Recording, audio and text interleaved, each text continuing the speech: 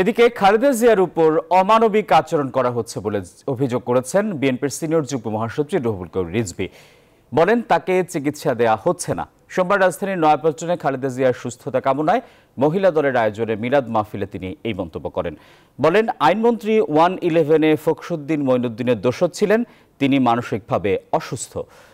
বর্তমান সরকার প্রশাসনের লোকদের অনৈতিক সুবিধা দিচ্ছে বলেও দাবি করেন রিজভী। আইনমন্ত্রী চট করে বলেন না বিদেশে যাওয়ার কোনো সুযোগ নেই। তাহলে আপনার নেত্রীর কি কোনো সুযোগ হয়েছিল? কোন আইনে সেটা সম্ভব হয়েছিল? কিভাবে তিনি গিয়েছিলেন? কারণ তার মধ্যে হচ্ছে আতাত দালালির একটা মনোবৃত্তি আছে, আর খালেদা জিয়ার মধ্যে দালালির কোনো মনোবৃত্তি নেই বলেই আজকে শেখ হাসিনার সমস্ত রাগ, সমস্ত ঈর্ষা, সমস্ত আক্রোশ, সমস্ত প্রতিহিংসা তার উপর দিয়ে আজকে নানা জটিল রোগে আক্রান্ত করে তাকে ধুকে ধুকে দুনিয়া থেকে সরিয়ে দেওয়ার চক্রান্ত চালিয়ে যাচ্ছেন।